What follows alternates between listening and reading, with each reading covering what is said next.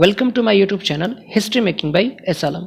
आई hope आप सभी लोग अच्छे होंगे and today I am going to taught you the rise of nationalism in Europe. ठीक है, क्लास 10th का मैं हिस्ट्री पढ़ाने जा रहा हूँ। देखिए, मैं इससे पहले इस टॉपिक पे वीडियो बना चुका हूँ, लेकिन उस वीडियो में वॉइस क्लियर नहीं होने के कारण फिर से मैं इस टॉपिक को बना रहा हूँ आप लोगों के लिए।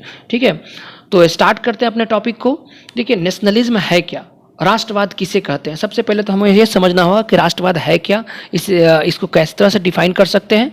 तो हम यूं कह सकते हैं, टू लव आवर कंट्री, अपने देश के प्रति प्रेम रखना, श्रद्धा रखना। ठीक है, इसको हम नेशनलिज्म कहते हैं, राष्ट्रवाद कहते हैं। ठीक है, इसके लिए हम बलिदान दे सके। And we define the nation. ठीक है, हम नेशन को कैसे डिफाइन करेंगे, राष्ट्र को कैसे डिफाइन करेंगे। A nation is the culmination of long past of endeavours sacrifice and deviation.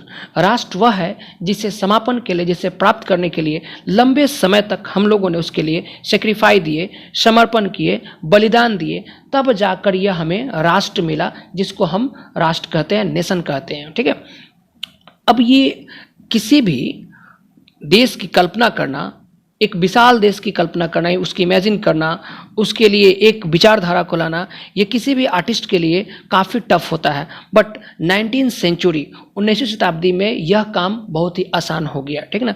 Frederick Suri 1848 1848 ईस्वी में फ्रेडरिक सूरी ने visualise his dream a democratic and social republic. उन्होंने एक प्रिंटिंग किया, एक कल्पना किया और एक किताब लिखी, डेमोक्रेटिक एंड सोशल रिपब्लिक। उसमें पूरे राष्ट्र की कल्पना करके बताते हैं कि राष्ट्र क्या है और इसे किस तरह से प्रेजेंट किया जा सकता है। ठीक है, देखिए 19th सेंचुरी में नेशनलिज्म इमर्ज होता है एक काफ़ी बलपूर्वक, जिससे पूरे यूरोप में परिवर्तन ला देता है, पॉलिटिकली एंड मेंटली। ठीक है, पूरे यूरोप को समाज, राजनीतिक रूप से और मानसिक रूप से परिवर्तन कर देता है। और यह इमर्जेंस जो था नेशन स्टेट के लिए था, राष्ट्र की कल्पना के लिए था। ठीक है, जहाँ पे मल्टी नेशनल डायनेस्टिक काम कर रहे थे, बहुत शासक काम कर रहे थे, मोनार्क सिस्टम था, उसके जगह पे नेशन स्टेट की डिमांड हो रही थी पूरे यूरोप में। ठीक है, अब ये नेशन स्टेट जो है ना, ये सिर्फ सिंगल नहीं हो सकता है, बल्कि इसमें सभी लोगों की मेजोरिटी होना जरूरी है, पब्लिक के साथ साथ रूलर भी हो। ये सब लोग मिल करके कॉमन आइडेंटिटी की बात करते हैं। ठीक है, और जिससे पूरे यूरोप में एक तरह की विचारधारा हो जाती है। ठीक है, पुरानी हिस्ट्री को, पूरे डिसेंट बातों को छोड़ना पड़ता है। और यह जो अवेयरनेस है, ये जो कॉमननेस है, जो समरूपता जो है, एक ऐसे ही नहीं बल्कि इसके लिए संघर्ष करके, स्ट्रगल करके, एक्शन करके, ठीक है, पब्लिक के द्वारा भी और लीडर्स के द्वारा, इन सब के द्वारा स्ट्रगल करके तब जाकर यह कॉमननेस आम लोगों में मिलता है। ठीक है, यह 19th सेंचुरी में इवेंट होती है, क्योंकि 19th सेंचुरी में प्रिंट एंड कल्चर का इन्वेंट हो चुका था बड़े पैमाने पे। देखिए, the French revolution and the idea of the nation, France की क्रांति और राष्ट्र का विचार। ठीक है, तो हम यूं कह सकते हैं, the French revolution give the idea of the nation, the French revolution birth the nationalism, French revolution also called the world wide revolution. देखिए, फ्रांस की क्रांति ने ही राष्ट्रवाद को जन्म दिया, फ्रांस की क्रांति ने ही नेशन का जन्म दिया। ठीक है, नेशन स्टेट का क्रिएशन किया। फ्रांस की क्रांति को हम वर्ल्ड वाइड रेवोल्यूशन कहते हैं, विश्व की क्रांति कहते हैं, जिसने पूरे विश्व को जगाने का, अवेयरनेस करने का काम किया, जिससे पूरे वर्ल्ड में अलार्म बजा देता है। ठीक है, नेशनलिज्म के लिए। और यह नेशनलिज्म की जो विचारधारा है, हर जगह फैलते चली जाती है।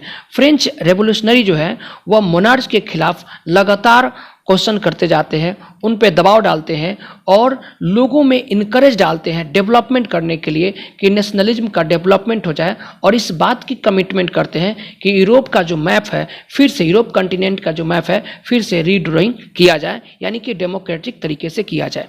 ठीक है, अब देखिए, जब इस तरह की घटनाएं हुई तो बहुत सारे आइडिया उभर कर सामने आते हैं। तो सबसे पहले the idea of law party and ली सिटियोन। ठीक है, तो ला पार्टी एंड ली सिटियोन का मतलब हम लोग समझते हैं। तो देखिए, ला पार्टी मीन्स फादरलैंड होता है और ली सिटियोन का मतलब नागरिक होता है।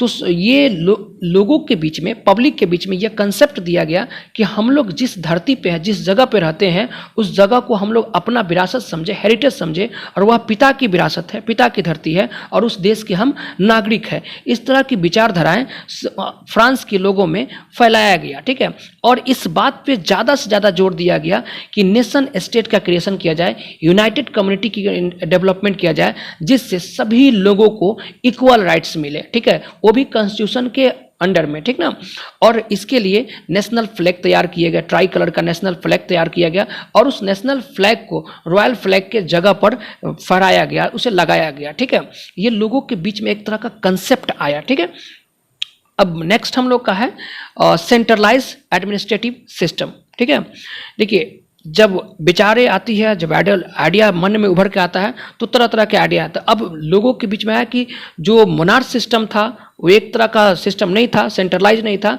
तो अब जो भी गवर्निंग हो, शासन हो, वो सेंट्रलाइज हो। ठीक है, सेंट्रलाइज गवर्नमेंट के लिए इन लोगों ने डिमांड कर दिया कि जहाँ पे सेंट्रलाइज गवर्नमेंट हो तो उस जगह पे यूनिफॉर्म लॉ, ठीक है, यानी कि समान कानून सबके लिए प्रत्येक क्षेत्रों में लागू कर दिया जाए। ठीक है, जो इक्वल लॉ हो, किसी के, वो चाहे मोनार्च हो चाहे आम पब्लिक हो, सबके लिए इक्वल लॉ हो।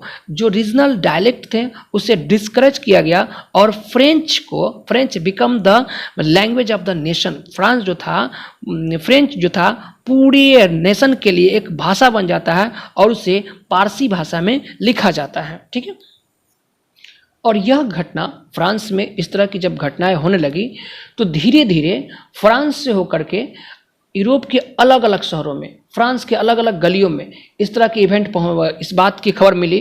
तो जितने भी मिडिल क्लास के लोग थे, जो एजुकेटेड लोग थे, स्टूडेंट्स हैं, टीचर्स हैं, जितने मेंबर थे, सब के सब अवेयरनेस होते गए और इन लोगों ने मिल करके जैकोबिन क्लब का संस्था खोला। ठीक है, अब ये जैकोबिन क्लब क्या था ना, कि सभी लोगों को राष्ट्रवाद के बारे में, नेशनलिज्म के बारे में ट्रेनिंग दिया करती थी। ठीक है, और इसका प्रभाव यह हुआ कि धीरे धीरे यह इतना ज़्यादा प्रभावित हो गया कि वार शुरू हो गया। ठीक है, मोनार्च और आम पब्लिक के बीच में।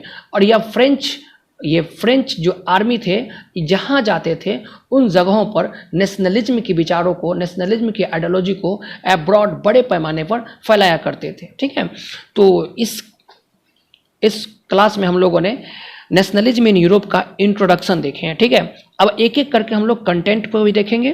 ठीक है, अगर वीडियो अच्छा लगा हो तो आप लोग वीडियो को लाइक करें, और जहाँ प्रॉब्लम हो कमेंट करके बताइए। आपके कमेंट को हम पढ़ते भी हैं, रिप्लाई भी करते हैं, और वीडियो को ज़्यादा से ज़्यादा अपने दोस्तों के साथ शेयर करें।